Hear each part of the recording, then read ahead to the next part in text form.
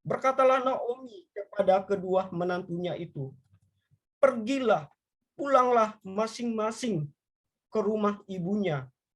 Tuhan kiranya menunjukkan kasih-Nya kepadamu, seperti yang telah kamu tunjukkan kepada orang-orang yang telah mati itu dan kepadaku. Kiranya atas kasih karunia Tuhan kamu mendapat tempat perlindungan masing-masing di rumah suaminya." Lalu diciumnyalah mereka, tetapi mereka menangis dengan suara keras dan berkata kepadanya, "Tidak, kami ikut dengan engkau pulang kepada bangsamu." Tetapi Naomi berkata, "Pulanglah, anak-anakku. Mengapakah kamu turut dengan aku? Bukankah tidak akan ada lagi anak laki-laki yang kulahirkan untuk dijadikan suamimu nanti? Pulanglah, anak-anakku, pergilah, sebab sudah terlalu tua aku untuk bersuami. Seandainya pikirku ada harapan bagiku untuk sekalipun malam ini aku bersuami, bahkan sekalipun aku masih melahirkan anak laki-laki, masakan kamu menanti sampai mereka dewasa? Masakan karena itu kamu harus menahan diri dan tidak bersuami? Janganlah kiranya demikian, anak-anakku. Bukankah jauh lebih pahit yang aku alami daripada kamu? Sebab tangan Tuhan teracung terhadap aku." Menangis pula mereka dengan suara keras. Lalu Orpa mencium mertuanya itu minta diri. Tetapi Rut tetap berpaut padanya. Berkatalah Naomi, "Telah pulang iparmu kepada bangsanya dan kepada para allahnya. Pulanglah mengikuti iparmu itu." Tetapi kata Rut, "Janganlah desak aku meninggalkan engkau dan pulang dengan tidak mengikut engkau. Sebab kemana engkau pergi, ke situ jugalah aku pergi. Dan di mana engkau bermalam, di situ jugalah aku bermalam. Bangsamulah bangsaku, dan Allahmulah Allahku. Di mana engkau mati, aku pun mati di sana. Dan di sanalah aku dikuburkan. Beginilah kiranya Tuhan menghukum aku, bahkan lebih lagi daripada itu, jikalau sesuatu apapun memisahkan aku dari engkau selain daripada maut." Ketika Naomi melihat bahwa Rut berkeras untuk ikut bersama-sama dengan dia, berhentilah ia berkata-kata kepadanya, dan berjalanlah keduanya sampai mereka tiba di Betlehem. Ketika mereka masuk ke Betlehem, gemparlah seluruh kota itu karena mereka, dan perempuan-perempuan berkata, "Naomi kah itu?" Tetapi ia berkata kepada mereka, "Janganlah sebutkan aku Naomi, sebutkanlah aku Mara, sebab Yang Maha Kuasa telah melakukan banyak yang pahit kepadaku. Dengan tangan yang penuh aku pergi, tetapi dengan tangan yang kosong Tuhan memulangkan aku. Mengapakah kamu menyebut aku Naomi? Karena Tuhan telah naik saksi menentang aku, dan Yang Maha Kuasa telah mendatangkan malapetaka kepadaku." Demikianlah Naomi pulang bersama-sama dengan Rut perempuan Moab itu, menantunya, yang turut pulang dari daerah Moab, dan sampailah mereka ke Betlehem pada permulaan musim menuai jelek. Bapak Ibu, yang dikatakan berbahagia adalah saya dan Bapak Ibu yang mendengarkan firman Tuhan di dalam kehidupan kita. Hari ini saya memberikan tema yaitu The Great Plan of God Through an Ordinary Person, atau rencana besar Allah melalui orang-orang sederhana. Hari ini kita akan merenungkan bagaimana Tuhan menggenapi rencananya yang begitu besar melalui orang-orang sederhana. Kalau kita membaca kitab Rut ini, Bapak Ibu sekalian, maka kita akan menemukan siapakah sebenarnya orang-orang yang dipakai oleh Tuhan itu. Tetapi sebelum kita masuk di dalam perenungan kita hari ini, saya terlebih dahulu mengajar Bapak Ibu untuk memperhatikan dari teks atau konteks daripada kitab Rut ini. Bapak Ibu, kalau kita membaca di dalam ayat 1, pasal 1 ayat 1, Di sana dikatakan bahwa pada zaman para hakim-hakim memerintah kelaparan di tanah Israel. Ini artinya bahwa kisah Naomi dan Ruth ini Bapak Ibu, itu terjadi pada zaman hakim-hakim, yaitu setelah penaklukan tanah Kanaan di tahun 1375 sebelum Masehi. Akan tetapi Bapak Ibu mesti tahu kondisi bangsa Israel di zaman hakim-hakim itu. Di zaman hakim-hakim Bapak Ibu, selama periode hakim-hakim, Israel itu mengalami banyak degradasi iman. Periode hakim-hakim ini adalah periode yang paling terburuk di dalam sejarah Israel. Buktinya apa? Kalau kita membaca di dalam kitab hakim-hakim, ada 3 hal yang membuktikan bahwa orang Israel sedang mengalami degradasi atau kemunduran iman. Pertama Bapak Ibu, jika Bapak Ibu membaca di dalam Hakim-Hakim pasal 2 ayat 10, di sana dikatakan bahwa orang Israel itu, angkatan mereka itu adalah angkatan yang tidak mengenal Tuhan. Perhatikan Bapak Ibu di dalam kata bahasa Ibrani, di dalam Ibrani Hakim-Hakim pasal 2 ayat 10, kata mengenal di sana dipakai kata yada. Makna kata yada ini atau mengenal Bapak Ibu, ini tidak hanya berarti sekedar tahu bahwa Tuhan itu ada. Tidak hanya sekedar tahu tentang sifat-sifat Allah dan seterusnya.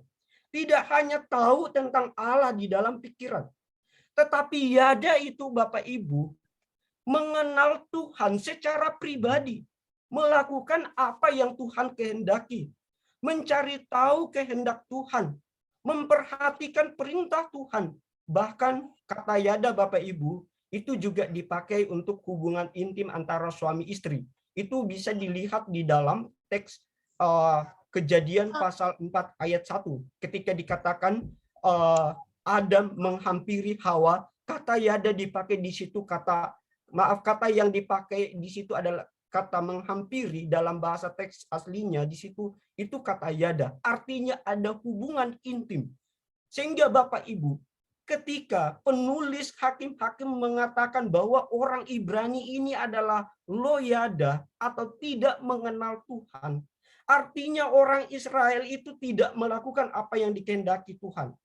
Perilaku mereka, kehidupan mereka sama seperti orang kafir yang tidak mengenal Tuhan.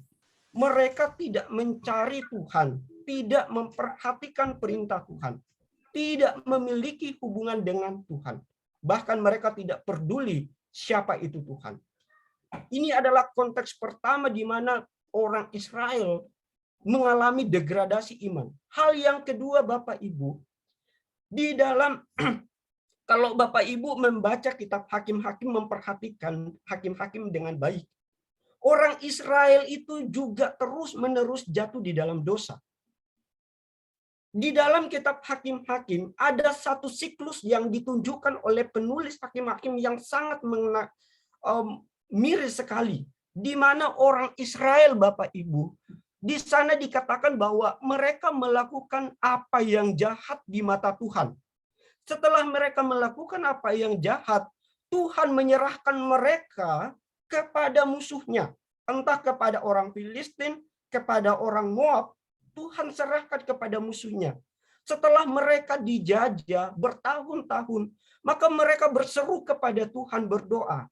Dan ketika mereka berseru kepada Tuhan, Tuhan mendengarkan doa mereka lalu mengirimkan hakim untuk menyelamatkan mereka. Dan ini terus berulang, ketika mereka diselamatkan, mereka berbuat dosa lagi dan Tuhan menyerahkan musuh ke dalam tangan musuhnya dan seterusnya. Ini ironi sekali Bapak Ibu. Dan hal yang ketiga, di mana degradasi daripada kehidupan iman kerohanian orang-orang Israel ini itu ditunjukkan di dalam kitab Hakim-Hakim pasal 21 ayat 25. Terakhir satu ayat setelah pembacaan kita, di sana dikatakan bahwa pada zaman itu tidak ada raja di antara orang Israel. Perhatikan kalimat ini. Setiap orang berbuat apa yang benar menurut pandangannya sendiri. Bapak Ibu, kalau misalnya kita sudah dikatakan setiap orang berbuat benar menurut pandangannya sendiri, itu sudah artinya sudah chaos Bapak Ibu. Karena kita sudah jatuh di dalam dosa, tidak mungkin lagi kita sanggup untuk melakukan perbuatan baik di hadapan Tuhan. Ini menunjukkan bahwa orang Israel di mana Naomi dan Elimelek dan keluarganya itu hidup.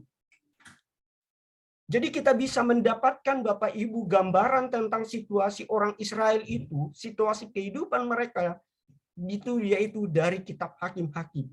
Bahwa ketika terjadi kelaparan, orang Israel tidak hanya mengalami yang namanya krisis makanan, tetapi juga mereka mengalami yang namanya krisis iman. Tetapi Bapak Ibu, perhatikan bagian ini. Meskipun demikian Bapak Ibu, seperti yang saya gambarkan di mana orang Israel hidup dengan cara yang paling buruk. Tuhan tetap berbelas kasihan bagi umatnya. Di dalam kisah Rut dan Naomi ini Bapak Ibu, penulis kitab Rut ini menunjukkan bagaimana belas kasihan Tuhan datang kepada umatnya itu di dalam keadaan yang paling sulit. Mari kita memperhatikan, melihat bagaimana Tuhan memakai Naomi dan Rut yang penuh kesalahan, yang penuh dengan kelemahan, yang penuh dengan kesederhanaan, tetapi masih tetap dipakai Tuhan. Pertama Bapak Ibu, kita lihat dulu kesalahan yang dilakukan Naomi. Ada dua kesalahan yang sangat-sangat fatal sekali yang dilakukan Naomi dan keluarganya. Bahkan kesalahan ini betul-betul melawan kehendak Tuhan.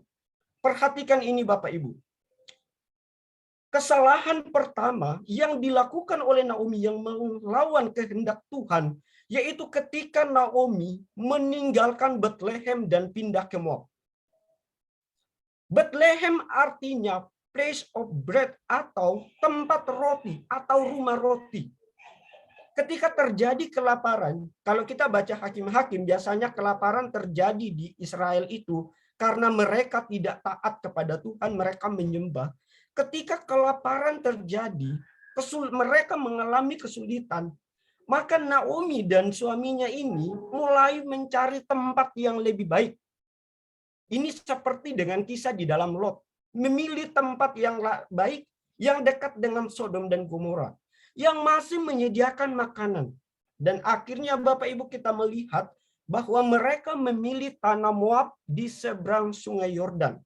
Pertanyaan saya Bapak Ibu, apa yang salah kepada Naomi dan kepada keluarganya ketika mereka memilih tanah Moab? Perhatikan ini Bapak Ibu. Ada 3 hal.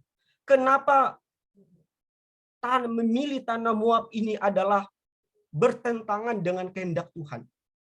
Pertama Bapak Ibu, baca di dalam Bilangan 22 pasal 22 sampai pasal 24. Orang-orang Moab ini mereka melakukan kejahatan kepada orang Israel. Orang Moab ini tidak hanya mereka tidak ramah kepada orang Israel ketika orang Israel keluar dari tanah Mesir menuju tanah Kanaan, tetapi mereka juga menyewa Bileam, seorang peramal untuk mengutuki orang Israel. Yang kedua Bapak Ibu, orang Moab ini adalah salah satu bangsa yang sudah dieksklud oleh Tuhan. Bangsa yang sudah dikeluarkan oleh Tuhan dari umat Tuhan.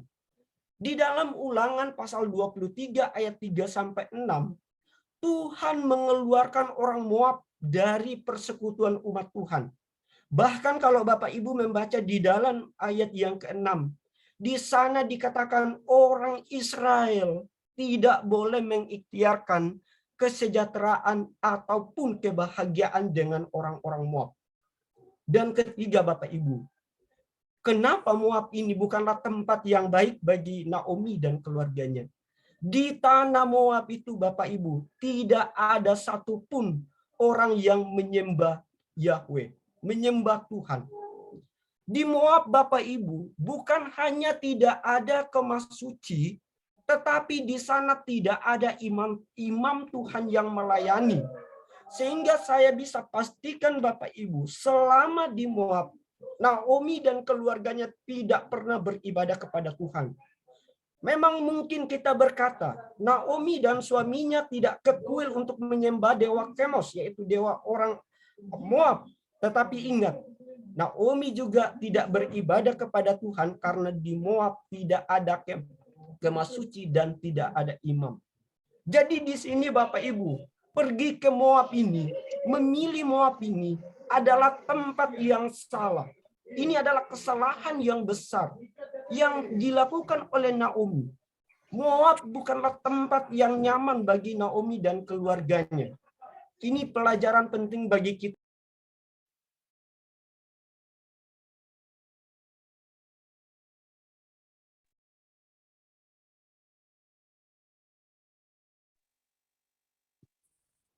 Sinyal Pak, oke. Halo, apakah Ya, sudah oke? sudah Pak. Tadi Oke, mic-nya Pak. saya lanjutkan. Jadi Bapak Ibu, Bapak Ibu memilih tanah Moab ini sekali lagi merupakan salah satu kesalahan yang besar yang dilakukan oleh Naomi. Sebab Moab bukanlah tempat yang nyaman, yang tempat yang di sana orang percaya kepada Tuhan. Nah, ini penting Bapak Ibu untuk kita ketika melayani Tuhan, kita juga penting untuk menggumuli tempat. Jangan sampai kita hanya memilih tempat karena mungkin tempat itu menjanjikan finansial bagi kita. Tetapi sebenarnya itu tidak dikehendaki Tuhan.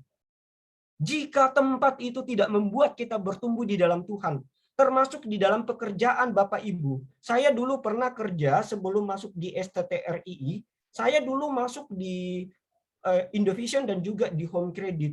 Selama saya kerja Bapak Ibu, meskipun memang tujuan saya kerja hanya untuk mencari uang untuk ditabung untuk lanjut S2 di STTRI, tapi rasa hati saya tetap nyaman. Bahkan waktu itu karena perform saya cukup baik di perusahaan, saya itu ingin diangkat jadi tim leader, tapi saya tetap keluar karena saya tetap sadar bahwa saya dipanggil oleh Tuhan untuk menjadi seorang hamba Tuhan. Tempat saya bukan di tempat ini. Sehingga Bapak Ibu sekali lagi tempat itu sangat penting. Meskipun tempatnya menjanjikan, tetapi jika itu tidak membuat kita bertumbuh dengan Tuhan, maka tinggalkan tempat itu. Itu yang pertama Bapak Ibu. Yang kedua, kesalahan yang kedua yang dilakukan oleh Naomi dan keluarganya, yaitu di dalam ayat yang keempat. Silakan baca ayat 4. Di sana dikatakan, Naomi mengambil perempuan Moab itu untuk menjadi menantunya. Perhatikan Bapak Ibu di dalam kitab Rut. Di dalam sepanjang kitab Rut, terdapat 7 kali Rut itu disebut sebagai perempuan Moab. Ini penting penekanannya, perempuan Moab. Pertanyaan saya Bapak Ibu, mengapa penulis menekankan Rut itu sebagai perempuan Moab? Ini mengingatkan apa Bapak Ibu? Sebutan perempuan Moab ini mengingatkan kita pada 2 hal Bapak Ibu. Pertama, jika Bapak Ibu baca di dalam Kejadian pasal 19 ayat 30 sampai 38, bangsa Moab ini adalah bangsa yang muncul dari keturunan Lot, hasil dari hubungan insest antara Lot dan putri sulungnya. Sehingga di sini kita melihat bahwa akar daripada bangsa Moab ini sangat buruk Bapak Ibu. Karena ini adalah hasil insest bersama dengan bangsa Amon. Yang kedua Bapak Ibu, perempuan Moab itu di dalam Bilangan 25 ayat 1 sampai 2 selalu menggoda umat Tuhan untuk jatuh di dalam dosa. Ketika orang Israel berkemah di Sidim, perempuan-perempuan Moab ini terus membujuk laki-laki Israel, bukan hanya jatuh di dalam dosa perzinahan, tetapi mereka juga membawa laki-laki Israel menyembah Baal Peor yang nantinya mendatangkan murka Tuhan yang mengakibatkan jatuhnya banyaknya jiwa yang meninggal di sana. Jadi Bapak Ibu, sebutan perempuan Moab ini sangat buruk sekali. Bukan hanya karena akarnya sudah buruk atau tidak baik, tetapi caranya juga sudah buruk sekali. Ini pelajaran penting bagi kita Bapak Ibu. ketika khususnya bagi kita yang belum menikah, ketika kita ingin memilih pasangan, maka carilah pasangan yang takut akan Tuhan. Karena kalau tidak Bapak Ibu, maka ini akan menjadi batu sandungan sekaligus berhala bagi kita. Berhala itu artinya Bapak Ibu, segala sesuatu yang memisahkan atau menjauhkan kita daripada Tuhan, termasuk istri kita. Jika istri kita menjauhkan kita di dalam pelayanan Tuhan, maka istri kita juga itu adalah berhala.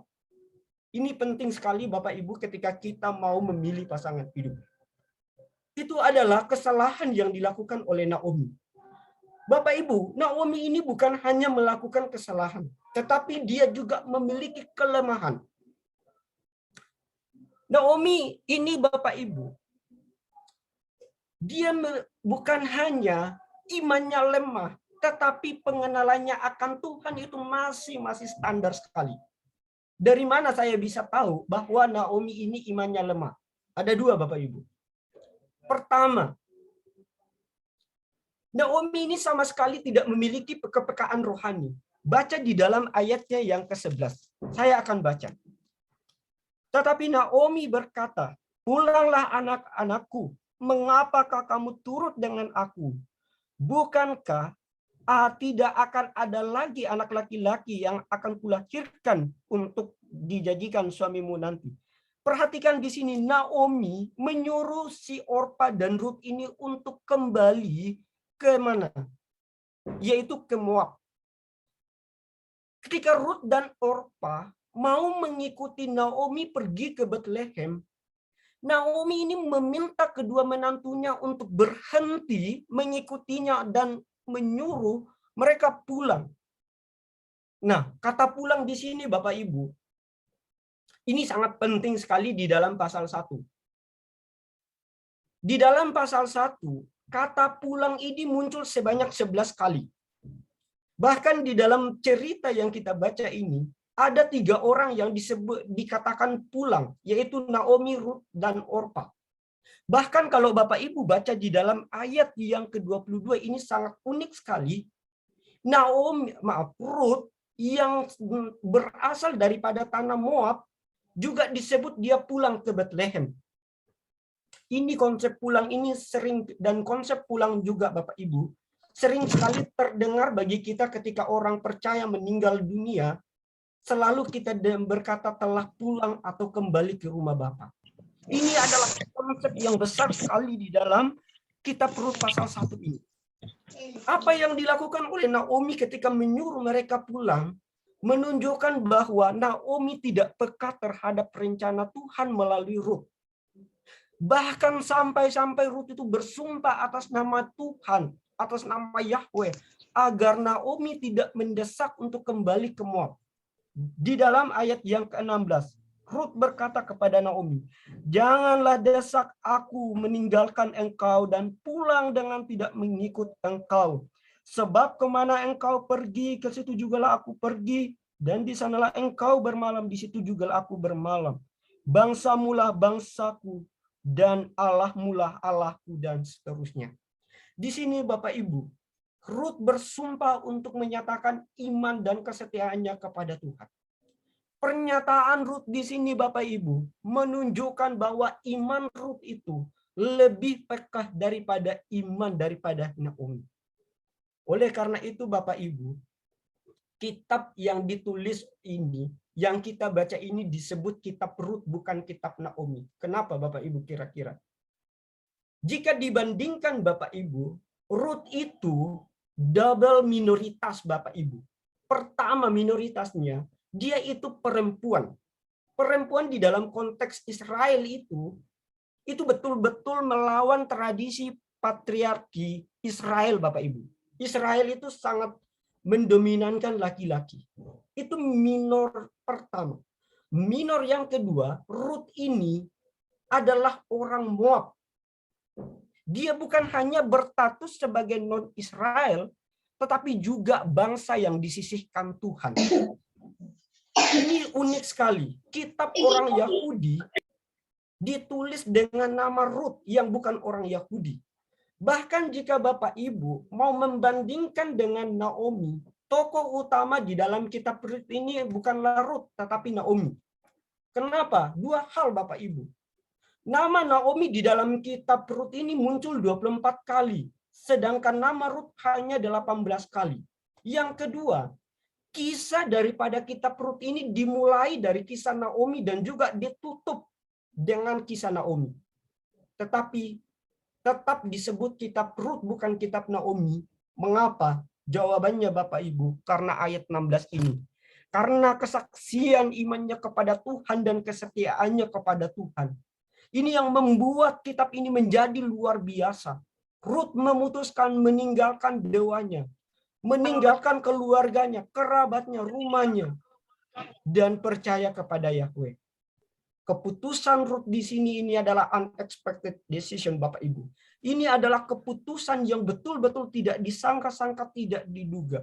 Di mana seorang kafir, penyembah berhala, dari suku bangsa yang dipandang hina, bisa menyatakan iman kepada Tuhan dan berkomitmen kepada mertuanya. Ini Bapak Ibu pelajaran penting bagi kita ketika kita mau menginjili, memberitakan Injil Bapak Ibu. Kita harus memberitakan Injil kepada siapapun. Karena kita tidak tahu di dalam pemberitaan Injil kita itu siapa yang bertobat. Bahkan Tuhan Yesus pernah menyeberang ke Gerasa hanya menyelamatkan satu orang, yaitu orang yang kerasukan setan. Itu Yesus membayar harga yang begitu mahal. Ini pelajaran penting bagi kita. Ini sekali lagi Bapak Ibu, apa yang ditunjukkan Naomi sekali lagi menunjukkan bahwa imannya sangat lemah. Tetapi Bapak Ibu, iman Naomi bukan hanya iman yang sangat lemah. Pengenalan Naomi juga Bapak Ibu akan Tuhan itu sangat standar sekali. Naomi ini adalah pribadi yang cara berpikirnya itu hitam putih. Orang yang berpikirnya hitam putih, mereka selalu menganggap bahwa segala sesuatu yang terjadi di dalam hidup kita ini, Tuhanlah yang menyebabkan dan Tuhan juga yang harus bertanggung jawab. Di dalam ayat yang ke-13 bagian B di sana dikatakan, Naomi menuduh Tuhan untuk melakukan kejahatan kepadanya. Ayat 13 bagian B, ia berkata kepada kedua menantunya, bukankah jauh lebih pahit yang aku alami daripada kamu? Perhatikan ini. Sebab tangan Tuhan teracung atau melawan terhadap aku. Ayat 21. Ia berkata kepada perempuan-perempuan di Bethlehem, Tuhan telah naik saksi menentang aku, dan yang maha kuasa mendatangkan malapetaka kepadaku. Ini adalah cara berpikir yang pengenalannya akan Tuhan ini di bawah standar. Mereka selalu berpikir kalau saya lagi sial, itu artinya Tuhan sedang mengacungkan tangannya. Dia lagi marah sama aku, lagi tidak suka sama aku. Sebaliknya, kalau aku baik, maka Tuhan memberkati aku. Dia berpikir bahwa Tuhanlah yang bertanggung jawab atas segala sesuatu yang aku alami. Dalam hal ini Bapak Ibu, Naomi tidak menyadari bahwa di dalam hidup kita ini sesungguhnya banyak hal yang menjadi penyebab terjadinya di dalam hidup kita. Memang benar Bapak Ibu, Tuhan adalah first cause, penyebab utama dari segala sesuatu. Betul. Tetapi ketetapan Allah tidak menghilangkan yang namanya kemungkinan second cause atau penyebab kedua yang menyebabkan segala sesuatu terjadi. Ketetapan Allah menetapkan segala sesuatu yang terjadi sejak kekekalan. Tetapi ingat Bapak Ibu, Dia bukanlah Allah yang mencipta dosa. Dan Dia juga tidak pernah melakukan kesalahan pada kehendak ciptaannya termasuk manusia. Allah tidak pernah memaksa manusia untuk berdosa. Allah tidak pernah memaksa kita untuk melakukan apa yang kita tidak inginkan Bapak Ibu. Yakobus pasal 1 ayat 14 berkata, tiap-tiap orang dicobai oleh keinginannya sendiri. Jadi setiap yang kita lakukan entah itu baik dan buruk, itu sesungguhnya Bapak Ibu, jika itu adalah jatuh dalam dosa, itu sebenarnya karena kita telah kalah oleh godaan itu. Jadi apa yang kita alami Bapak Ibu di dalam hidup ini memang bisa karena ketetapan Tuhan. Tetapi juga bisa terjadi karena Tuhan izinkan. Ini disebut sebagai God's permissive will. Tuhan izinkan sesuatu terjadi. Bisa karena kekerasan hati kita, bisa karena memang godaan iblis, bisa juga karena memang hukum alam. Ini diizinkan Tuhan terjadi. Jadi Bapak Ibu, kita tidak boleh serta-merta menuduh Tuhan bahwa Tuhanlah yang melakukan kejahatan di dalam saya. Apa yang dilakukan Naomi di sini dan juga keluarganya Bapak Ibu, ini adalah kesalahannya sendiri. Kenapa Bapak Ibu saya katakan kesalahan sendiri? Karena sudah jelas sekali Bapak Ibu di dalam Ulangan pasal 26 ayat pasal 23 ayat 6 sudah dilarang Tuhan bahwa orang Israel tidak boleh mengintilkan kesejahteraan dan kebahagiaan dengan orang Moab. Tetapi Naomi justru pergi ke Moab dan mengambil perempuan Moab menjadi menantunya. Bapak Ibu, meskipun demikian, ini kabar sukacitanya, ini adalah Injilnya. Injil bagi kita Bapak Ibu. Meskipun Naomi melakukan kesalahan, meskipun Naomi memiliki kelemahan, ketidakpekaan kerohanian, Tuhan tidak membuang Naomi. Tuhan tetap memakai kesederhanaan Naomi dan Rut untuk menggenapi rencananya yang besar. Jika kita memperhatikan Bapak Ibu, bagi Naomi, Tuhan memakai kebaikan hati daripada Naomi yang sederhana ini untuk mempertobatkan Rut. Sekalipun Naomi melakukan kesalahan, sekalipun Naomi imannya lemah, bahkan kerohaniannya tidak peka, Tuhan tetap memakai Naomi. Naomi ini Bapak Ibu, dia punya satu kelebihan. Kelebihan Naomi yaitu apa? Ia menghidupi kasih Tuhan. Ia mengasihi menantunya. Buktinya apa Bapak Ibu? Rut dan Orpa itu, meskipun suaminya Kilion dan Mahlon sudah meninggal. Dan ketika Naomi mau pergi ke Bethlehem, mereka rela meninggalkan kampung halamannya meskipun nantinya si Orpa ini balik lagi ke Moab. Tetapi setidaknya dia tetap ingin bersama-sama dengan Naomi. Dia meninggalkan orang tua sahabatnya. Saya percaya apalagi Rut. Rut ini pasti punya teman baik di kampung halamannya. Karena dia adalah perempuan yang baik. Dia meninggalkan dewanya demi mengikuti Naomi. Dan ini yang dipakai Tuhan sebagai sarana untuk menjangkau seorang perempuan yang bernama Rut. Di mana melalui kesaksian iman Naomi, Rut menjadi percaya kepada Tuhan. Buktinya apa? Di dalam ayat yang ke-16 dikatakan, Allahmu lah Allahku.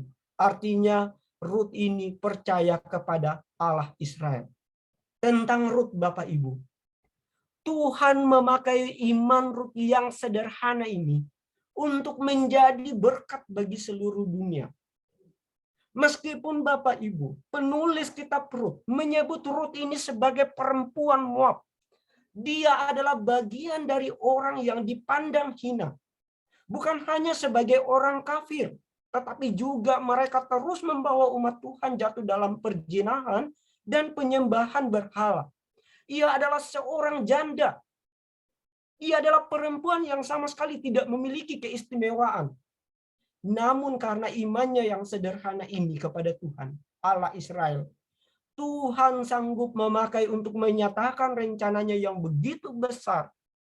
Sehingga nanti Bapak Ibu, melalui Rut ini, berkat Tuhan dinyatakan bagi seluruh dunia melalui Mesias Yesus Kristus yang olehnya kita diselamatkan. Nanti kalau Bapak Ibu membaca di dalam silsilah Yesus Kristus di dalam Matius pasal 1, ada 5 nama perempuan yang disebutkan di sana.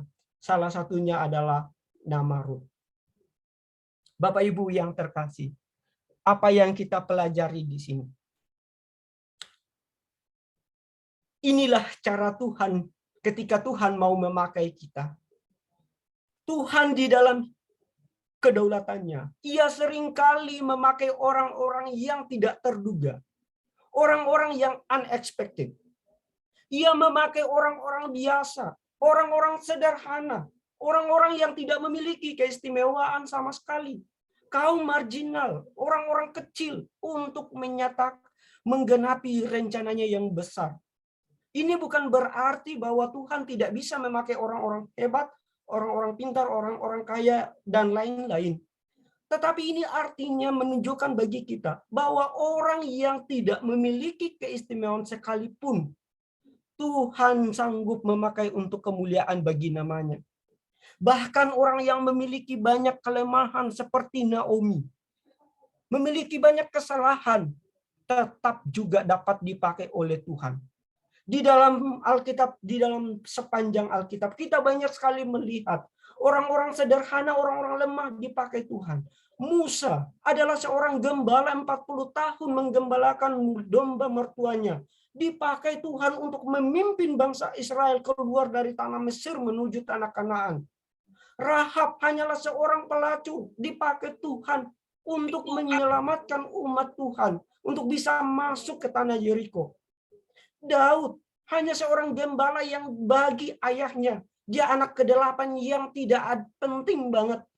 Hanya dipandang sebagai seorang anak yang kemerah-merahan.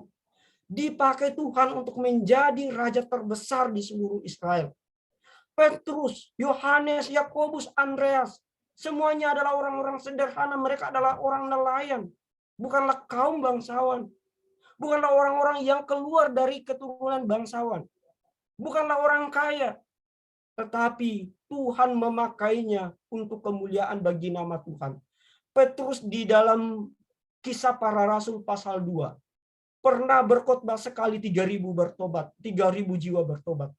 Pertanyaan saya, adakah di antara profesor sekalipun sekali berkhotbah 3.000 orang bertobat selain karena kuasa Tuhan?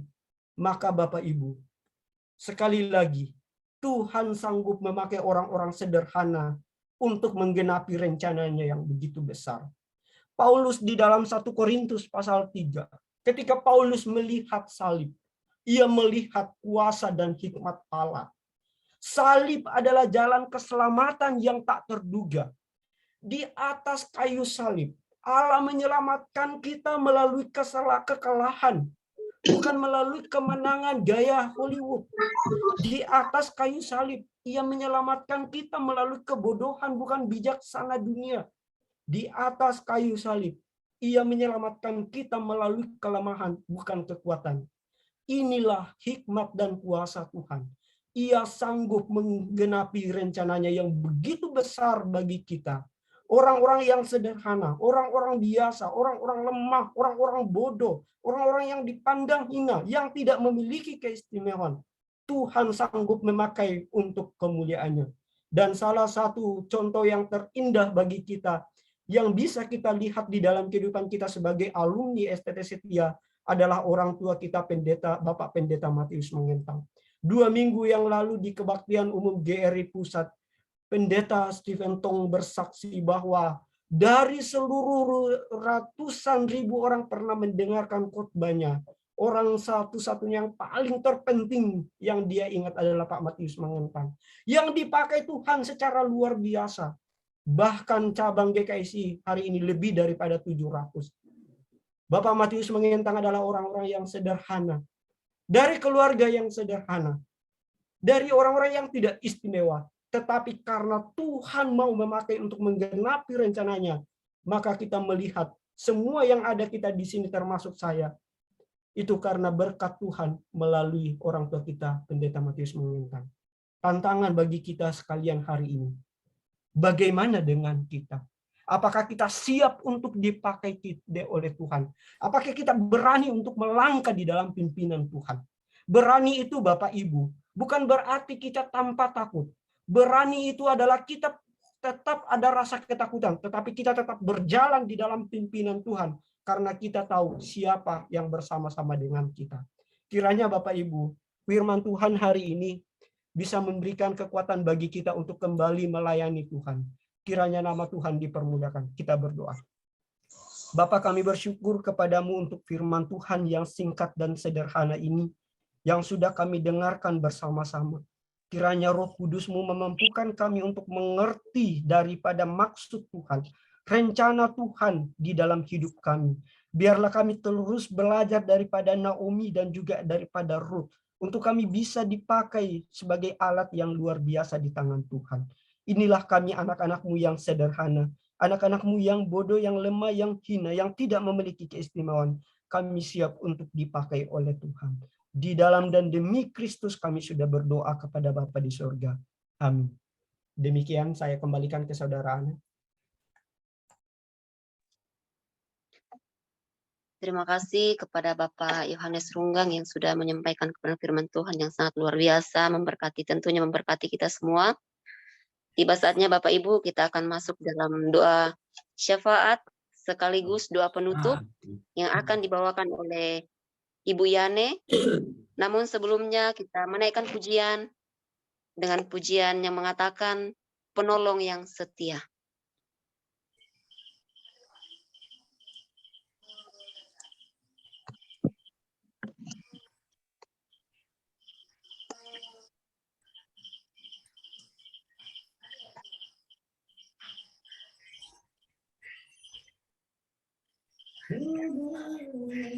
Gimana itu orang nyanyi?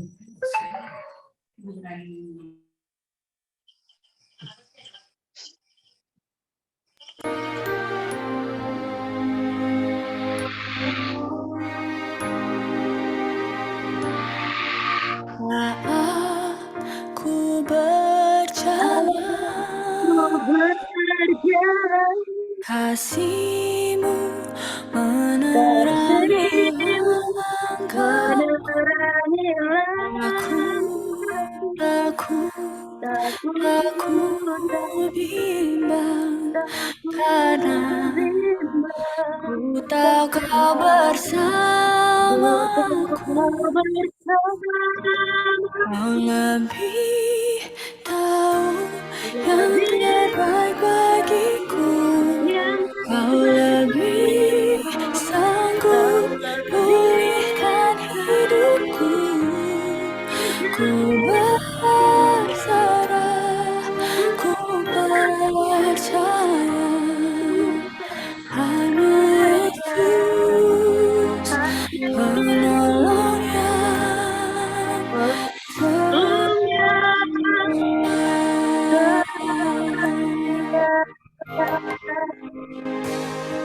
saat ku berjalan, kasih-Mu menerangi langkahku.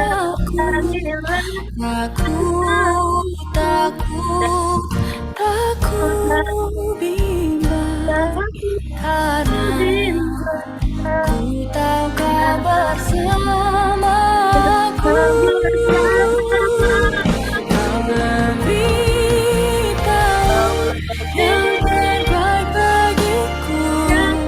Kau lebih sanggup pulihkan hidupku. Ku berserah, ku percaya, hanya Yesus penolong yang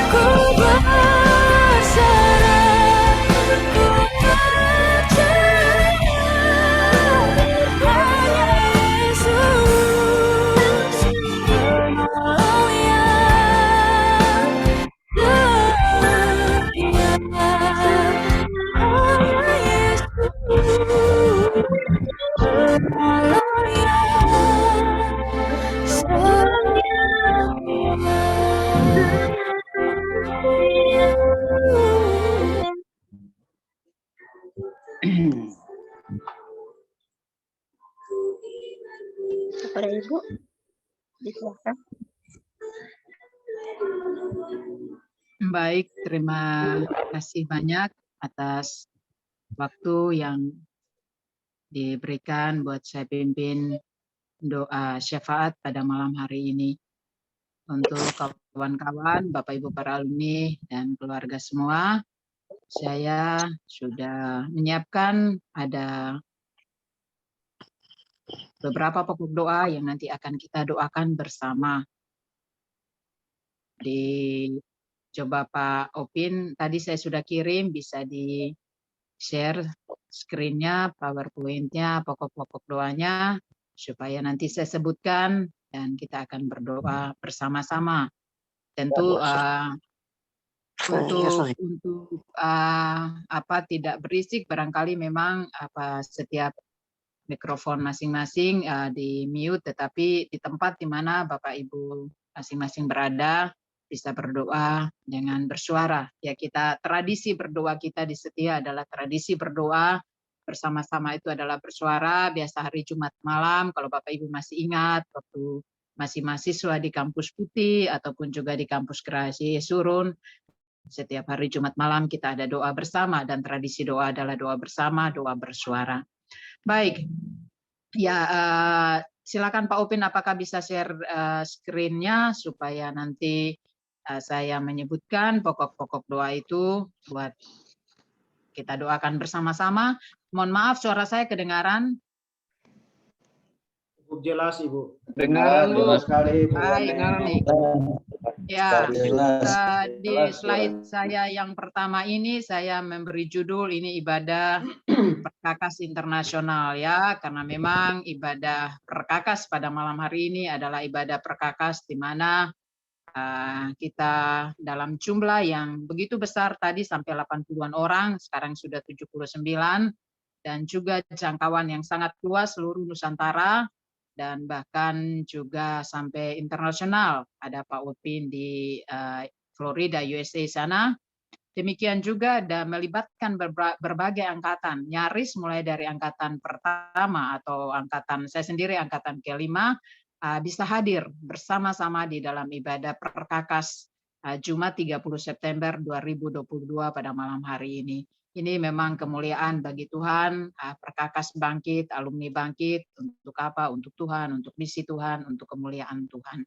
Baik, hal pertama yang kita akan doakan bersama-sama, bersuara di tempat masing-masing adalah mari bersyukur atas terselenggaranya ibadah Perkakas pada malam hari ini. Setiap pujian, setiap doa, apalagi firman Tuhan yang sudah disampaikan kepada kita pada malam hari ini, Roh Tuhan akan memeteraikannya dengan begitu dalam benak hati kita, jiwa kita, dan itu akan menggelorakan kita dimanapun hidup berada, dimanapun kita akan menjadi orang-orang yang dipakai oleh Tuhan untuk misi Tuhan. Melalui kita orang-orang biasa ini, Tuhan melakukan hal-hal luar biasa melalui diri kita dan pelayanan kita. Itu yang hal pertama, kita naikkan syukur kepada Tuhan. Hal yang kedua juga adalah kita bersama-sama mohon pengampunan Tuhan, supaya kita setiap hati, pikiran, jiwa kita seluruhnya dibasuh bersih dengan darah Yesus daripada segala kelemahan, noda dosa, apapun itu, supaya tidak menjadi penghalang untuk kita naikkan pokok-pokok doa beberapa yang saya bagikan untuk kita berdoa pada malam hari ini. Mari kita berdoa bersama-sama. Bapa kami di sorga, di dalam nama Tuhan kami Yesus Kristus, Bapa yang Maha Pemurah, Pengasih dan Penyayang, kami naikkan syukur kami kepada Tuhan. Kami sangat-sangat bersuka cita karena Tuhan memberi anugerah kesempatan kepada kami, anak-anak Tuhan, hamba-hamba Tuhan, para alumni bersama dengan keluarga di seluruh Indonesia, bahkan juga ada yang di luar negeri sana, untuk bersama-sama dapat terhubung melalui media ini, untuk kami beribadah kepada Tuhan. Kami meneruskan tradisi yang sudah Tuhan buat di dalam diri kami, hidup kami melalui Alma Mater Setia. Setiap Jumat malam kami ada ibadah bersama. Kami boleh memuji, memuliakan nama Tuhan, naikkan doa-doa kami, dan juga mendengarkan firman Tuhan yang menjadi pedoman di dalam hidup kami. Kami bersyukur kepada Tuhan untuk terselenggaranya ibadah pada malam hari ini. Terima kasih untuk setiap yang sudah melayani pada malam hari ini. Tuhan memberkati dan Tuhan pakai terus dimanapun hidup berada dan melayani. menjadi alat yang efektif dan luar biasa di dalam tangan Tuhan.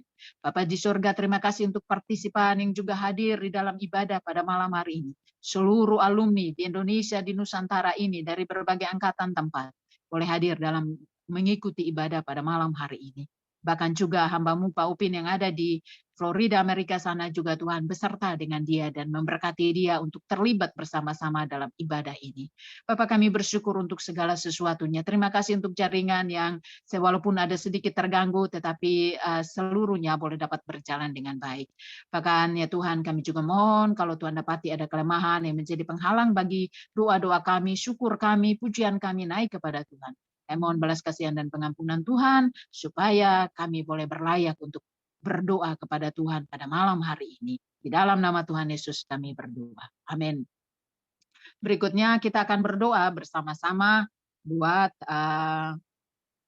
legal standing daripada Perkakas, yaitu supaya bisa ada badan pendiri Perkakas, lalu kemudian terbentuknya kepengurusan Perkakas. Setahu saya yang lama barangkali sudah sudah berakhir masa tugasnya, dan kita ingin supaya ada kepengurusan Perkakas yang berkelanjutan yang di tingkat nasional. Karena itu mari kita berdoa supaya biarlah beberapa kami yang ada di pusat tentu berkoordinasi dengan Bapak Ibu di daerah supaya bisa segera untuk mewujudkan legal standing badan pendiri Perkakas dan juga pengurus nasional Perkakas, sehingga dengan demikian maka tentu persekutuan Perkakas ini akan bisa bisa bergerak dengan berbagai program yang lebih banyak, lebih luas lagi. Hal kedua yang kita berdoa bersama-sama adalah para alumni setia Jakarta, mulai dari angkatan 1 sampai angkatan 38. Angkatan 1 itu tahun 91 dan barusan wisuda kemarin 2022 itu adalah angkatan ke-38. Berdoa supaya tetap menjadi berguna di tempat melayani atau di tempat bekerja atau di tempat berusaha dalam bidang apa saja. Bapak Ibu sekalian dapat melakukannya dengan sepenuh hati seperti untuk Tuhan, sehingga menjadi kesaksian yang indah buat nama Tuhan dimuliakan. Saya mengingat akan kita bersama sebagai alumni setia. Mazmur 92 ayat 13 sampai 16 saya bacakan bagi kita sehingga ini terus bergelora di dalam diri hidup kita, bahwa orang benar akan bertunas seperti pohon korma, akan tumbuh subur seperti pohon aras di Lebanon. Mereka yang ditanam di bait Tuhan akan bertunas di pelataran Allah kita. Pada masa tua pun mereka masih berbuah, menjadi gemuk dan segar, untuk memberitakan bahwa Tuhan itu benar, bahwa Ia gunung batuku, dan tidak ada kecurangan padanya. Untuk kedua pokok doa ini, mari kita berdoa bersama-sama. Bapa kami di sorga, di dalam nama Tuhan Yesus Kristus, pada saat ini kami mau berdoa kepadamu ya Tuhan, untuk ke depan legal standing daripada pendirian badan pendiri Perkakas ini boleh dapat terbentuk. Dengan demikian maka boleh juga dibentuk kepengurusan nasional daripada Perkakas dan bahkan juga kepengurusan Perkakas di daerah masing-masing. Kami serahkan ke dalam tangan Tuhan. Kami tahu bahwa Perkakas ini merupakan suatu aset Tuhan yang begitu luar biasa di seluruh Indonesia, di seluruh Nusantara ini, menjadi ujung-ujung tombak, menjadi alat misi yang begitu luar biasa. Sebagaimana firman-Mu yang merupakan firman yang mendasari nama daripada alma mater kami, Aras Tamar itu ya Bapak. Kami berdoa supaya biarlah itulah yang akan menjadi semangat spirit di dalam diri kami, para alumni setia dimanapun berada, supaya kami mau giat, kami mau dipakai oleh Tuhan, kami mau berguna bagi Tuhan, bahkan sampai pada masa tua, sebagaimana firman-Mu, tetap gemuk dan segar, tetap berbuah untuk memberitakan bahwa Engkau Tuhan itu benar. Bapa di sorga, terima kasih banyak. Kami berdoa dan menyerahkan semua para alumni, angkatan pertama sampai angkatan yang ke-38, dimanapun berada, pribadi masing-masing alumni, bersama dengan keluarga mereka masing-masing, pelayanan mereka dalam bidang apa saja, pekerjaan, usaha, ataupun juga pergumulan apa saja. Ya Tuhan melawat mereka, memberkati mereka, mengingatkan mereka untuk senantiasa hidup berpaut kepada Tuhan.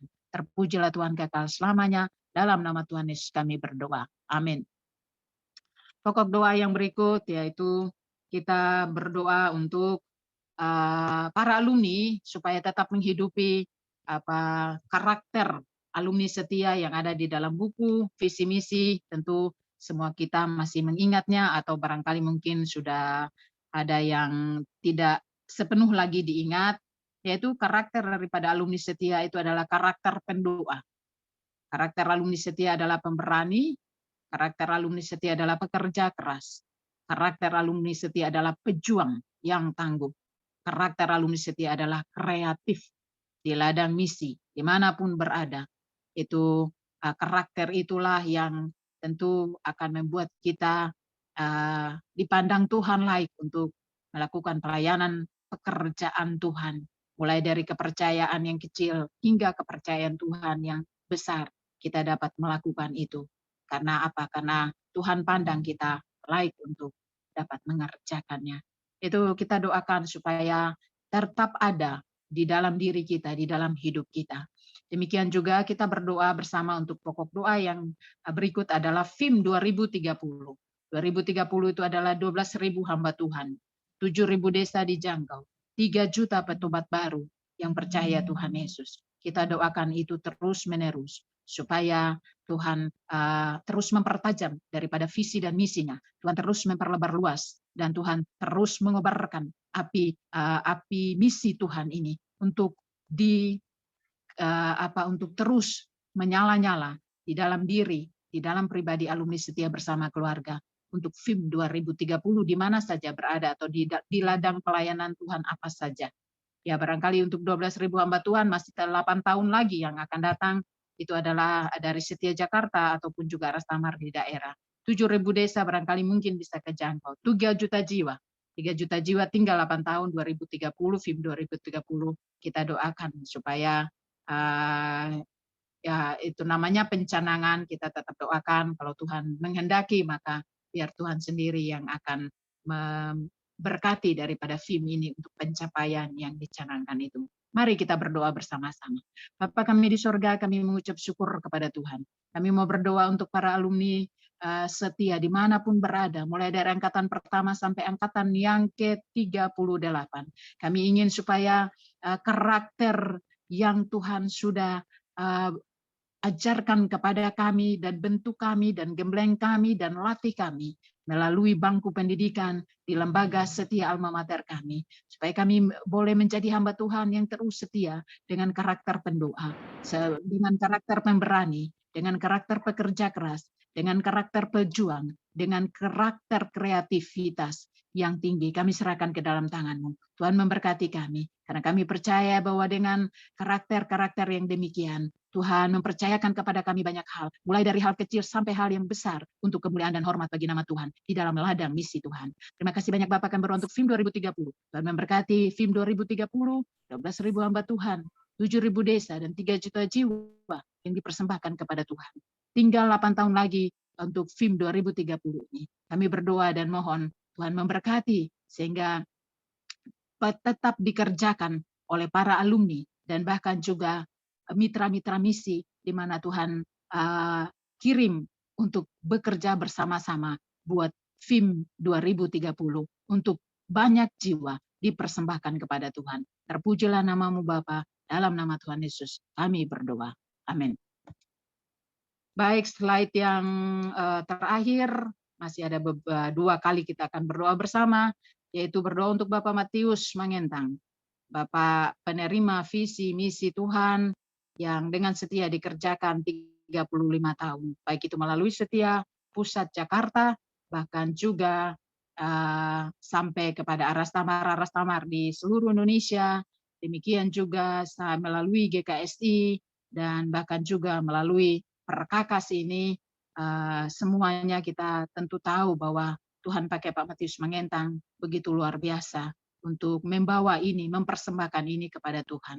Karena itu kita terus berdoa Tuhan memberi kekuatan dan kesehatan, panjang umur, seperti Mazmur 92 ayat yang ke-14, ayat yang ke-15 tadi, bahwa sampai masa tua kita berdoa bahwa Pak Matius, Tuhan pakai terus untuk terus mengobarkan obor misi Tuhan di Indonesia, di Nusantara ini, supaya banyak orang yang boleh berjumpa dengan Tuhan dan percaya Yesus Juru Selamat. Kita berdoa juga untuk Ibu Esther, Tuhan memberkati anak cucu mantu daripada beliau, berdoa supaya Tuhan memberkati. Kita juga berdoa supaya Pak Matius terus bisa berkunjung untuk alumni di berbagai daerah, ataupun juga arastamar di berbagai tempat daerah, ataupun melalui GKSI, ataupun juga melalui Perkakas, supaya terus menggelorakan FIM 2030, menggelorakan misi supaya tetap di mana saja misi Tuhan tetap hidup, tetap dapat dikerjakan, baik itu melalui setiap pusat maupun juga yang di daerah-daerah. Yang berikut berdoa untuk kampus Setia Jakarta. Ya, alma mater kita berdoa supaya semakin maju, berkembang sesuai tahapan-tahapan yang dicanangkan. Setia tahapan 5 tahun itu kita berdoa supaya Tuhan memberkati. Ada banyak program jangka pendek, menengah, dan panjang.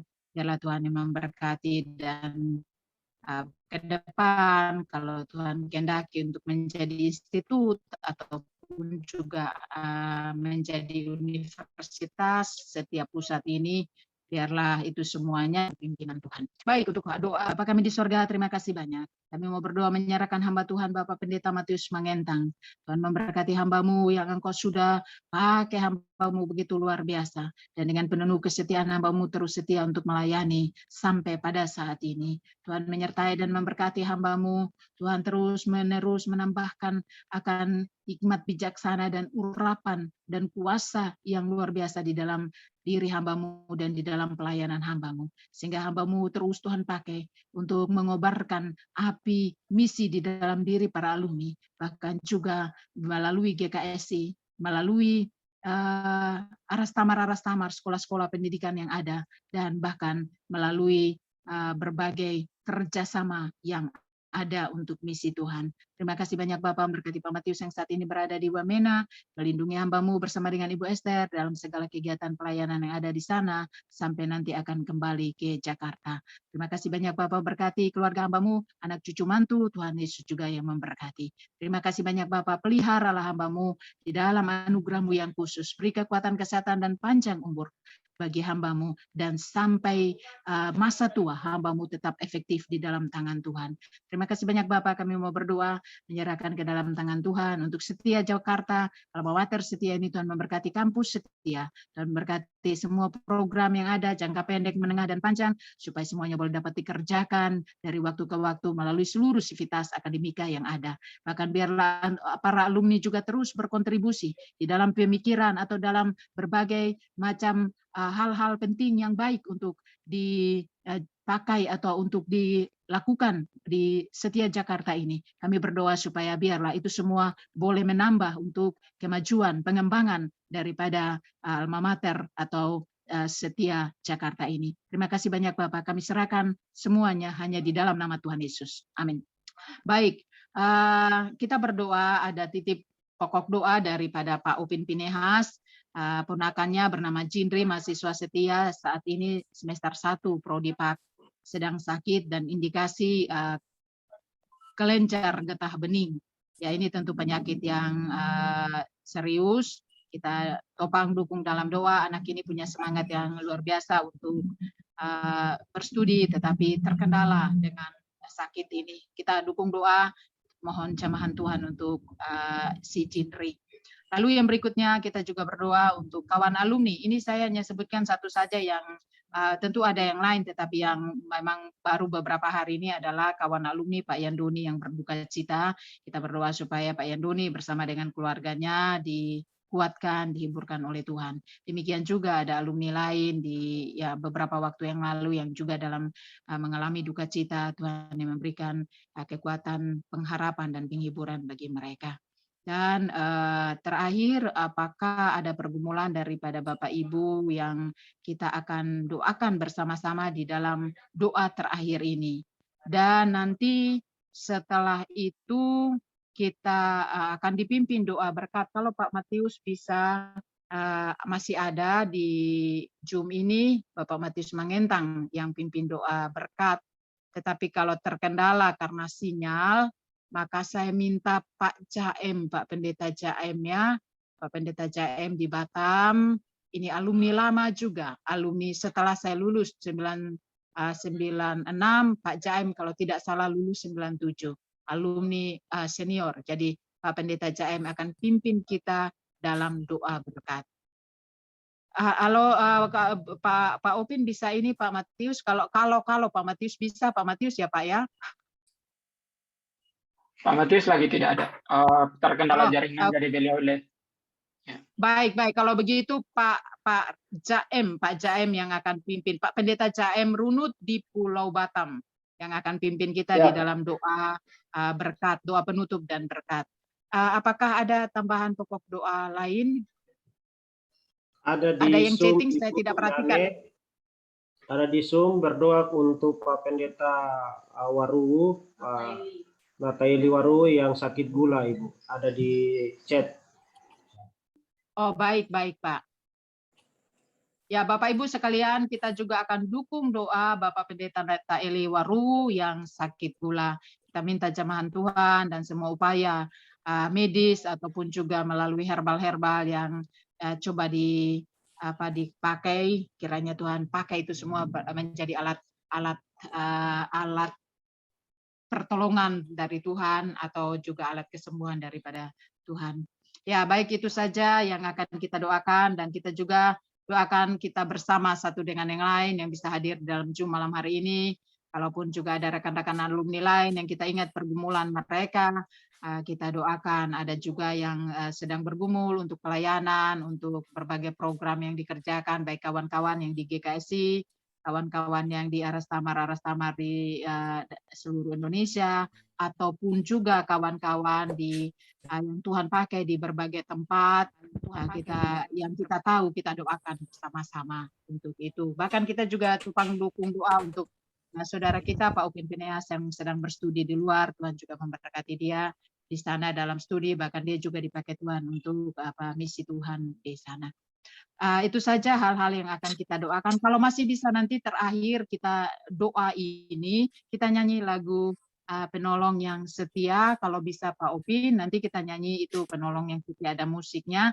Tetapi kalau tidak, nanti Pak Upin bisa kasih tahu tidak bisa, lalu kita langsung akan menerima doa berkat. Baik, untuk pokok-pokok doa yang sudah saya sebutkan tadi, mari berdoa bersama-sama. Ya Bapa di sorga, kami mengucap syukur waktu yang Tuhan beri bagi kami pada malam hari ini. Di penghujung doa kami mau berdoa untuk anak kekasih Jindri, mahasiswa semester 1 PAK di Setia Jakarta yang sedang sakit dan indikasinya adalah kelenjar getah bening. Tuhan, kami tahu ini penyakit yang serius. Kami berdoa dan mohon belas kasihan Tuhan, uluran tangan Tuhan terulur untuk anak ini. Dia sedang istirahat di rumah saudara. Kami berdoa supaya biarlah segala upaya untuk dia boleh mendapatkan perawatan yang barangkali paling sederhana sekalipun.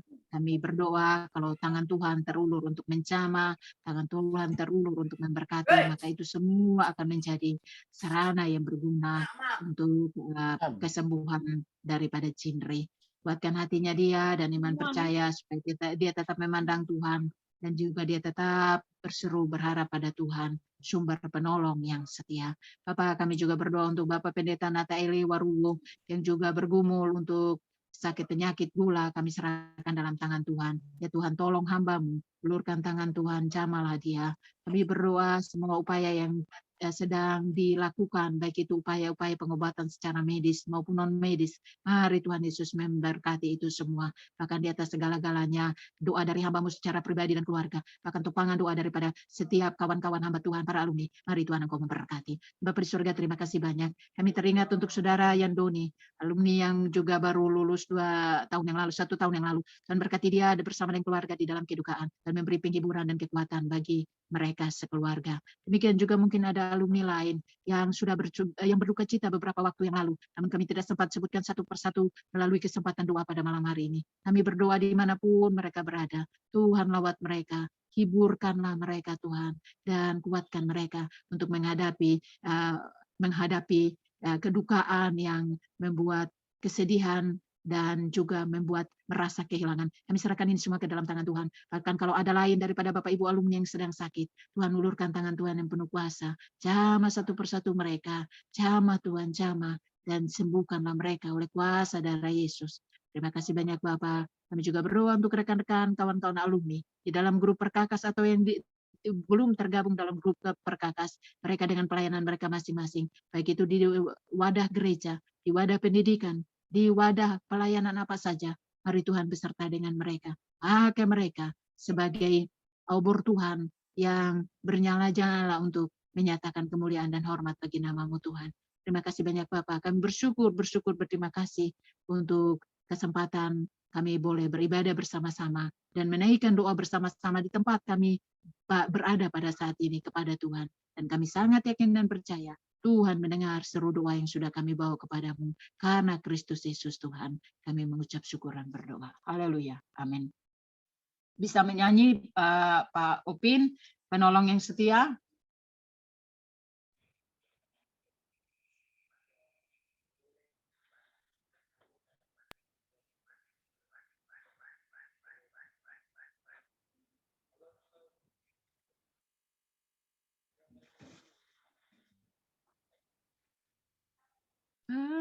Penolong selalu setia,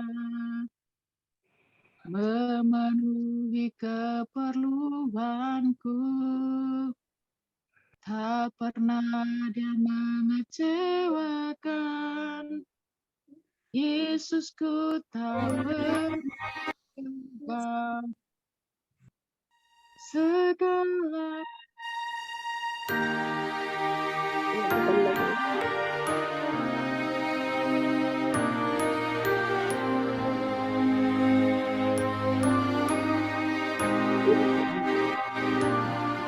Saat ku berjalan,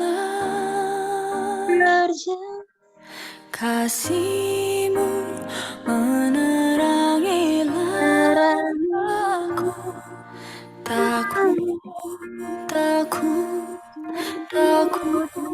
bimbang, karena ku tahu Kau bersamaku. Kau lebih tahu yang terbaik bagiku. Kau lebih sanggup pulihkan hidupku. Ku berserah, ku percaya, hanya Yesus menolong yang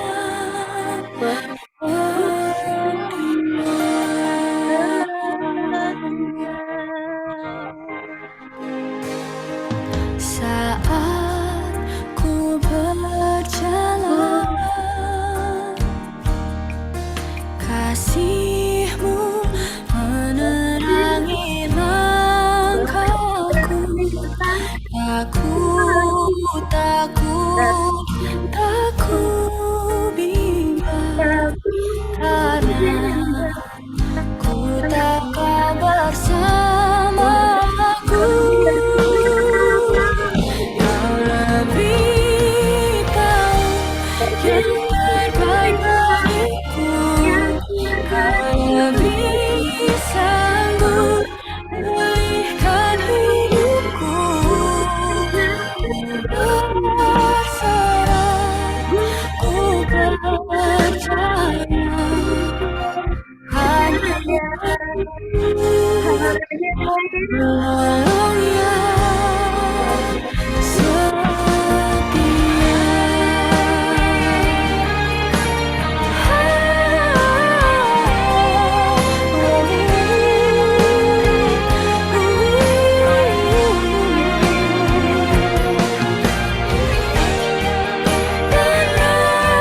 Penolongku yang setia.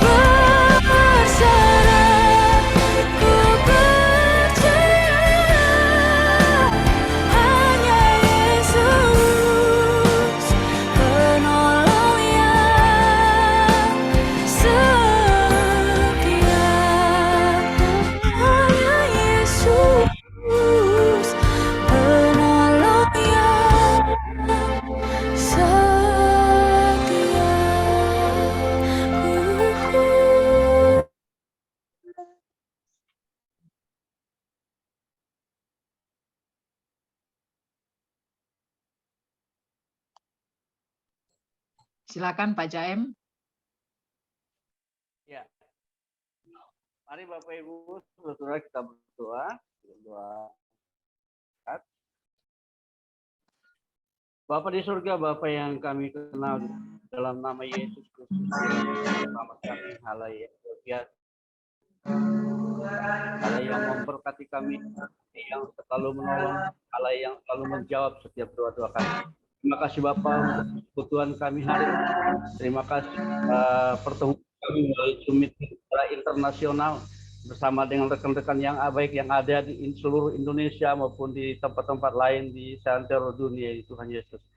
Percaya bahwa kuasa Tuhan tetap bersama-sama dengan setia dengan para alumni dimanapun kami berada, dimanapun kami melayani Tuhan Yesus. Terima kasih Bapak untuk kebersamaan malam hari ini. Kami percaya setiap hari, setiap saat kami tetap terus bersinergi untuk mendukung di dalam doa program setia ke depan Tuhan Yesus. Terima kasih Bapa di surga, kami telah selesai dalam pertemuan kami hari ini. Kiranya penyertaan Tuhan di dalam kuasa Allah Bapa dan bahkan di dalam nama Yesus dan peran serta Roh Kudus yang selalu bersama-sama dengan kami. Di dalam nama Tuhan Yesus kami berdoa, kami bersyukur. Haleluya. Amin. Amin. Amin. Amin. Terima kasih Bapak Ibu yang sudah berdoa bersama-sama. Tuhan Yesus memberkati. Selamat beristirahat. Selamat berguna senantiasa dimanapun berada. Amin. Saya kembalikan kepada hostnya atau Ibu Anaka atau Pak Opin. Iya, terima kasih kepada semua yang sudah hadir pada malam hari ini. Terima kasih juga atas semua Bapak Ibu yang sudah mengambil bagian dalam ibadah ini. Tentunya kami sangat bersyukur juga sudah diberikan kesempatan oleh pengurus untuk mengambil bagian dalam ibadah perdana pada malam hari ini. Kami mengucapkan terima kasih. Kami mohon maaf kepada kita semua, Bapak Ibu sekalian, jika ada sedikit kendala teknis atau apapun yang terjadi di sepanjang ibadah ini yang tidak berkenan, kami mohon maaf karena ini perdana, jadi tadi ada beberapa kedepannya bisa menjadi lebih baik lagi. Sekian untuk itu. Mungkin saya kembalikan kepada Pak Opin atau pengurus inti dari Perkakas, dipersilahkan. Oke, langsung saja saya. Salam Bapak Ibu. Kalau di Indonesia lagi malam. Salam, selamat malam. Bapak Pendego. Di sini baru jam 9 pagi Bapak Ibu, makanya suasananya cerah di sini. Pertama-tama terima kasih untuk niat yang baik yang sudah digagas oleh Bu Esther ketika saya bergabung di grup Perkakas. Saya melihat bahwa Ibu dan Bapak memiliki kerinduan yang sangat mendalam untuk adanya ibadah untuk kita semua, alumni angkatan, alumni untuk lintas angkatan. Ketika melihat ini, saya melihat bahwa untuk angkatan kami yang masuk setia tahun 2009 dan ada yang lulus 2013 dan bahkan ada yang setelah tahun beberapa tahun setelah itu, kami sudah mulai ibadah angkatan setiap bulan itu, yaitu setiap tanggal 11. Seperti yang saya sharekan di grup itu setiap bulan. Kami mulai dari bulan November tahun 2021. Dan kami merasa bahwa banyak hal positif, banyak hal baik yang kami dapatkan dari ibadah persekutuan kami itu. Yang pertama adalah kekompakan kami sebagai alumni. Jadi walaupun kami jauh secara jarak, apalagi saya sekarang di Amerika, kami terpisah jauh bermil-mil, berkilometer, beratusan kilometer, ribuan kilometer, tapi setiap bulan di tanggal 11 kami bisa berjumpa dan beribadah. Dan ketika Ibu Esther share ini di grup, saya melihat bahwa tidak terlalu banyak yang menanggapi. Saya merasa bahwa hal yang baik itu harus dimulai dulu. Tidak perlu banyak. Kalau siapa yang mau, ya kita harus mulai dari yang mau dulu. Dan tadi beberapa menit yang lalu sebelum ibadah juga Ibu Ana Cecaya Pin, apakah kita doang yang hadir nih? Masa kita doang, kita sudah ibadah angkatan. Saya bilang ya udah kita mulai aja karena ini hal yang baik. Kalau niat kita baik pasti ada yang baik, dan puji Tuhan sampai 80 hampir 90 tadi yang hadir walaupun terkendala jaringan dan sebagainya. Ya kedepannya kita belajar untuk memperbaiki bersama-sama. Kalau di ibadah angkatan kami biasanya memakai Google Meet, itu jaringan lebih stabil dibanding Zoom. Zoom itu harus jaringan bagus. Tapi kalau Google Meet itu teman-teman kami yang di Papua tapi masih bisa join dengan bagus dan mengikuti ibadah dengan baik. Jadi kalau itu lebih convenient, lebih nyaman, kita bisa pakai itu untuk kedepannya.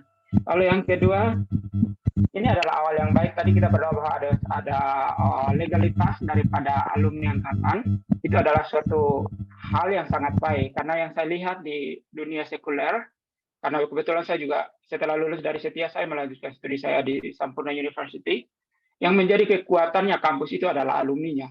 Jadi support dari alumni itu sangat penting untuk kekuatan dari kampus. Jadi kalau mereka yang hanya datang kuliah, terus pulang ke rumah masing-masing saja bisa melakukan hal yang baik. Apalagi kita yang tinggal bersama-sama, makan bersama-sama. Mungkin ada Bapak Ibu seperti saya yang ketika masuk ke Setia tidak memiliki uang, hanya mendapatkan makan dan hidup di Jakarta bisa menyelesaikan studi. Jadi maksudnya, bagaimana kita tidak bisa mendukung kampus kita? Saya lihat bahwa banyak alumni yang sudah menjadi hebat sekarang, dan niat ini juga kami sudah mulai di angkatan kami, yang kami namakan GAPA. GAPA itu singkatan dari Gerakan Alumni Peduli Alma Mater.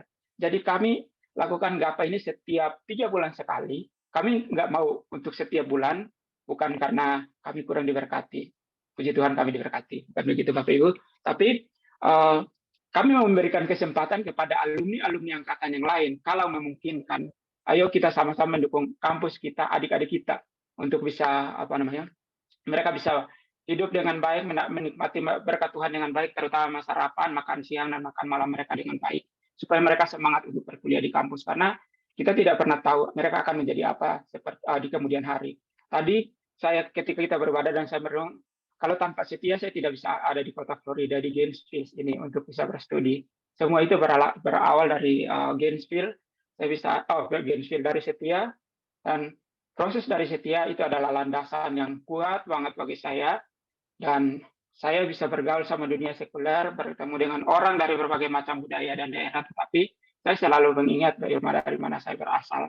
Jadi kalau memungkinkan Bapak Ibu, kita punya legalitas angkatan yang nantinya angkatan perkakas ini yang nantinya kita saling mendukung untuk mensupport alma mater kita. Karena kita lihat bahwa banyak sekolah di luar sana yang sudah bubar, nanti ditanya lulus dari mana, dari Setia itu di mana nggak tahu. Ya kan, itu hanya bercanda Bapak Ibu, tapi semoga itu menjadi motivasi kita. Kita sudah diberkati lebih banyak, bahkan banyak yang sudah diangkat menjadi PNS, itu adalah suatu sukacita yang luar biasa. Mari kita support kampus kita. Kalau di teman-teman seangkatan saya, alumni angkatan 2009, saya bilang, kalau 50.000 saya kirim ke kampus, saya transfer ke kampus, itu terlalu sedikit jumlahnya. Tapi kalau setiap kita bisa memberikan 50.000 dalam 3 bulan itu akan menjadi nominal yang sangat besar dan sangat bermanfaat. Jadi beberapa bulan yang lalu ketika saya masih di Jakarta, kita sudah mengantarkan Indomie dan juga telur ke kampus. Itu yang baru kami bisa lakukan. Dan harapannya Bapak Ibu semua juga bisa mendukung adik-adik kita di kampus seperti itu. Terus saya diminta oleh Ibu Esther untuk kalau bisa ibadah kita ini setiap bulan, setiap minggu kelima di bulan yang ada minggu kelimanya. Jadi tadi saya cek di kalender, itu adanya di bulan Desember, tapi kayaknya Desember itu biasanya orang lebih banyak Natalan daripada ibadah. Dan keduanya itu di bulan Maret tahun 2023. Jadi saya serahkan kembali kepada Bapak Ibu semua, alumni-alumni senior dan juga pengurus perkakas, karena ini kami menjalankan apa yang sudah dipercayakan. Makanya Bu Esther sudah mempunyai rencana yang bagus dan sudah support banget sama Pak Matius. Kita mulai aja dulu, saya mengajak teman-teman saya angkatan 2009, saya bilang, Bu Ana tolong jadi worship leader, Pak Yohanes tolong membawakan firman Tuhan. Dan terima kasih teman-teman yang sudah perform sangat baik hari ini, biarlah semuanya untuk kemuliaan bagi nama Tuhan. Dan kami sudah memulai angkatan 2009, it doesn't mean, bukan berarti kami hebat, tetapi ya kami memulai dengan cara sederhananya kami, dengan salah-salahnya kami saat ini, jadikan ini adalah kesempatan untuk Bapak Ibu bisa menjadi lebih baik. Mungkin salahnya kami dari sound system, dari apapun itu, khotbahnya, dari worship leader-nya dan sebagainya. Ini adalah alasan, jadikan adalah sebagai cerminan supaya Bapak Ibu ketika menjalankan ibadah alumni ini bisa menjadi bisa menjadi lebih baik daripada kami yang sekarang. Jadi harapannya ke depannya bisa Bapak Ibu ikut berpartisipasi. Untuk Zoom saya tetap siapkan nantinya karena saya bisa sampai 1.000 orang kalau semua angkatan boleh join. Karena kemarin dari Pak Doni itu cuma sampai 100. Jadi saya siapkan bisa sampai 1.000. Jadi Bapak Ibu mau ajak keluarga untuk join dengan memiliki device masing-masing itu dipersilakan Bapak Ibu. Kita masih muat sampai 1.000 orang dan durasinya mau ibadah kita sampai 5-6 jam juga masih muat seperti itu. Jadi saya siap untuk mendukung Bapak Ibu semua dari sini, kakak-kakak saya yang di seluruh Indonesia untuk kita beribadah bersama-sama. Karena semalam kita bertemu, saya pernah mendengar ucapan seperti ini. Semakin banyak kita bertemu, itu akan membuktikan bahwa kita tidak bermusuhan, tetapi kita tidak harus berteman, tetapi kita juga tidak akan bermusuhan. Karena kita sering bertemu sebagai saudara, kakak beradik. Jadi, kedepannya tinggal kontak saya jika memungkinkan untuk kita ibadah lagi, dan saya menunggu yang di sini dosen yang hadir adalah Bu Yane, bagaimana mekanismenya nanti diberitahukan kepada saya. Sekali lagi terima kasih untuk Bapak Ibu semua yang sudah mungkin bersusah payah dengan jaringan untuk bisa join pada sesi pada kali ini. Tuhan tahu pergumulannya Bapak Ibu, dan semoga suatu saat Indonesia dipenuhi dengan jaringan bagus kayak saya di Amerika sini. Jadi kita bisa dari mana aja bisa connect internet. Seperti itu. Jadi Tuhan melihat bahwa mama Tuhan mau doa aja susah karena masalah internet. Ya, Tuhan menyiapkan mungkin pemimpin yang peduli terhadap internet kita di Indonesia. Seperti itu. Sekian dari saya. Terima kasih untuk Bapak Ibu yang sudah melayani. Terima kasih untuk teman-teman dari Papua yang sudah memberikan kesaksiannya. Tuhan Yesus memberkati kita semua. Amin. Silahkan ngobrol-ngobrol bebas. Saya masih buka ini Zoom-nya di sini baru jam 9 pagi. Jam 9 paginya hari Jumat. Kalau teman Bapak Ibu di sana sudah hari Jumat malam, saya di sini masih Jumat pagi. Terima kasih. Mungkin ada yang mau ditambahkan, dipersilakan. Sudah bisa live ya? Sudah bisa, kalau masih mau ngobrol dipersilakan. Ya, kalau bagi Bapak Ibu yang sudah yang mau live silahkan. Yang masih mau ngobrol-ngobrol juga silahkan. Saya lihat ada yang raise hand, mungkin dipersilakan. Mau bertanya silakan. Iya. Ada Bapak Pendeta Silwanus Ibu yang sudah Yana, raise hand. Ibu Yana, ini anak saya pertama, si Lois. Kenapa kamu? Ngenang Pak. Sudah lah ya, Bagaimana bisa sama? Ya, tadi Ibu Esther sampaikan beliau dan Bapak mereka sempat di tapi dengan fenomena lemot sehingga bisa ikut sampai selesai. Mungkin besok baru beliau berdua akan kembali kita berdoa supaya Jakarta bisa jalan dengan baik dan lebih baik. Terima kasih sekali lagi untuk Pak Upin yang sudah menjalankan tugas dengan baik bersama 9 ya.